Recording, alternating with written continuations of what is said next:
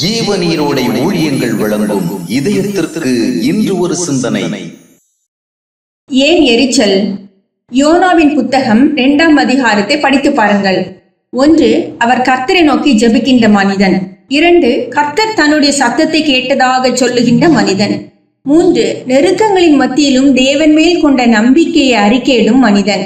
4. தேவன் தன்னை பெரிய ஆபத்திலிருந்து விடுவித்ததாக சாட்சி கூறுகின்ற மனிதன். 5. தேவன் அருளும் கிருபையை போக்கடிக்கின்றவர்களை விமர்சிக்கின்ற மனிதன். 6. ரட்சிப்பு கர்த்தருடையது என்பதை உறுதிப்படுத்திக் கொண்ட மனிதன். 7. தேவனுடைய அதிசயமானதோர் செயலின் வாயிலாக உயிர் பிழைத்த மனிதன். இவையாவும் யோனா எத்தனை ஆவிக்குரிய அனுபவங்களை உடைய ஒருவனாயிருந்தான் என்பதை விளக்கி சொல்லுகின்றது. அதே வேளையில் இவ்வளவு இறை தொடர்பு அனுபவங்களையும் சாட்சிகளையும் உடைய ஒரு மனிதன் எரிச்சலோடே வாழ்ந்து கொண்டிருந்தான். இவ்வளவு இறை அனுபவங்களை உடைய ஒரு மனிதன் வாழ்வதை விட சாவதே நல்லது என்று சொல்லிக் கொண்டிருந்தான். தேவனோடு தனக்கு ஏற்பட்ட நல்ல பல அனுபவங்களை பட்டியலிடுகின்ற ஒரு மனிதன் நிம்மதியற்றவனாகவும் எரிச்சலினால் எரிந்து கொண்டு வாழ விரும்பாத விரக்தி மிக்கவனாகவும் வாழ்ந்தான். எத்தனை முரண்பாடான ஒரு செய்தி, எத்தனை அதிர்ச்சியான செய்தி! காரணம் என்ன?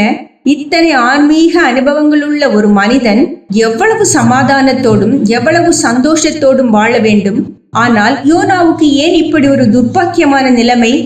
நாம் தேவனிடமிருந்து நன்மை பெற்ற சாட்சியை உடையவர்களாயிருக்கலாம். நாம் தேவன் பேசினதாகவும் உணர்த்தியதாகவும் வழி நடத்தியதாகவும் கூறலாம்.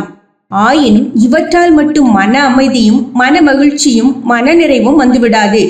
ஆவிக்குரிய வாழ்க்கையின் மிக முக்கிய அம்சம் தேவனுடைய சிந்தையோடும் மனதோடும் ஒத்துப்போகுதல் ஆகும்.